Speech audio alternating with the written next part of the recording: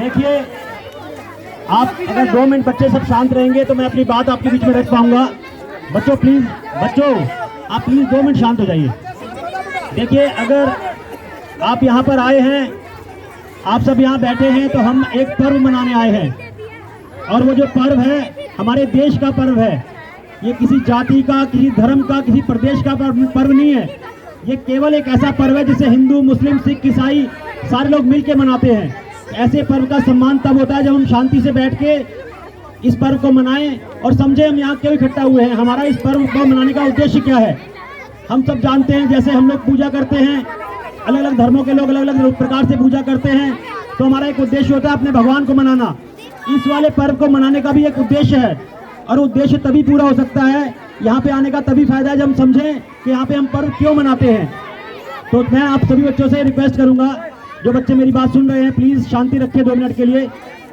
देखिए, आज का दिन जो मैं समझता हूँ, जो मेरी जितनी समझ है मैं आपको बता रहा हूँ, आज का दिन सबसे बड़ा पर्व है। हम होली, दिवाली, ईद, दशहरा सब मनाते हैं, सब बहुत महत्वपूर्ण है, पर एक ऐसा पर्व है जो पूरा देश मिल के मनाता है। इसे हिंदू, मुस्लिम, सिख, ईसाई सारी एकता का प्रतीक है। ये जो हमारे देश का संविधान है सबको बराबर अधिकार देता है। आपको पता है कि हमारे देश में आज के अगर पीछे चले जाए, राजा होते थे, राजा का मतलब था राजा का बेटा राजा बनेगा। हजारों लाखों लोगों ने कुर्बानियां दी। उसके बाद हमारे देश में अंग्रेज आ गए। आपको पता है अंग्रेज आने के बाद क्या हुआ, उन्होंने हमारे देश को गुलाम बना लिया। 400 साल हमने गुलामी झेली है। 400 साल में हमारे हिंदुस्तान में लिखा होता था कि कुत्तों का और हिंदुस्तानियों का अंदर आना मना है। ऐसे अंग्रेज करते थे, हमारे को मारते थे, हमारा पैसा लूट के विदेशों में जाता था। आपको पता है हमारा देश सोने की चिड़िया होता था। अगर जो लोग पढ़े हैं वो किताबें पढ़ा हुआ उन्होंने। हमारे को लूटा किसने? अंग्रेजों ने। और कैसे लूटा था? फूट डालो और शासन करो। हमारे को धर्मों के आधार पर लड़ा दिया, हमारे में फूट डाल दी, हमारी लड़ाइयाँ कराई आपस में, और हमारे को लूटते रहे। उसके बाद आप जैसे जो ये छोटे छोटे बच्चे खड़े हैं, हमारे युवा खड़े हैं, इन लोगों ने समझा कि हमें लूट रहे हैं, हमारे देश में हमारा शोषण कर रहे हैं। उन्होंने इस लड़ाई को शुरू किया। और दोस्तों, बहुत हजारों माओं ने, हजारों बहनों ने अपने बेटे खोए हैं, हजारों माओं ने अपने बेटे खोए हैं, हजारों बहनों ने अपने भाई खोए हैं, तब ये आज़ादी मिली थी। और एक बात और आप सब सुन लेना, जो लोग भी मेरी बात, ये वाली बात जरूर सुन लेना, आज भी हमारा देश सुरक्षित नहीं है। आज भी हमारे देश में बॉर्डर पे चाइना बैठा है, और चाइना पूरी सेना लेके बैठा हुआ है, और आप सबको पता है उन्होंने हमारी थोड़ी सी जमीन पे कब्जा भी कर लिया है। आज वही समय है कि हम लोग इस पर्व पे कसम खाएं, हम इस पर्व पे ये सोचें। मुझे पता है यहाँ बहुत सारे लोग सोच रहे होंगे कि ठीक है झंडा फहराया जा रहा है, ठीक है जी चंद्र प्रकाश जी बोल रहे हैं, 2 मिनट बातें सुनेंगे, घर जाएंगे, काम खत्म, टाइम पास हो रहा है, छुट्टी का दिन है। लेकिन नहीं है दोस्तों, ये दिन है कि हम सब लोग कसम खाएं कि जिस देश को आज़ाद कराने के लिए हमारे लाखों भाइयों और बहनों ने जाने दी, वो लोग विरासत में हमें आज़ादी दे के गए।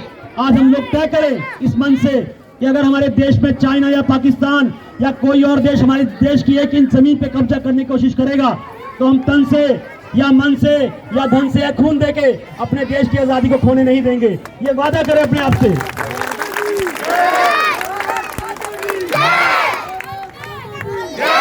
देखिए, आपको एक लाइन याद होगी गाने की, हम लाए हैं तूफान से कश्ती निकाल के, इस देश को रखना मेरे बच्चों संभाल के। तो वो टाइम आ गया है कि जो हमारे पूर्वजों ने कुर्बानी दी थी, जो आज़ादी हमें मिली थी, अब हमें उसे खोने नहीं देना है। अगर हमारे को एक एक आदमी को अपनी जान देनी पड़ी, क्या जरूरी नहीं है जी कि बॉर्डर पे लड़ाई लड़ी जाती है। आपको बता देता हूँ, इस गलती में मत रहना। जब लड़ाई होती है तो देश के लिए हमें क्या चाहिए होता है? हथियार चाहिए होते हैं। हमें क्या चाहिए होता है? खून देना पड़ता है। हमें क्या चाहिए होता है? जिस भी चीज़ की जरूरत पड़ेगी हम पैसा भी देंगे सेना को, हम खून भी देंगे।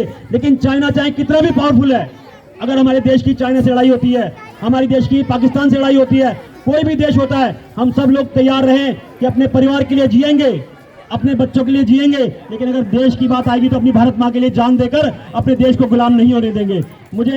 मैं इसी के साथ आप सबको इस पर्व की बधाई देता हूँ, और आपसे कहना चाहता हूँ कि आपने मुझे बुलाया, सारे लोगों युवाओं ने बुलाया, आप सभी का बहुत बहुत धन्यवाद। जय हिंद, जय Bharat. Thank you so much.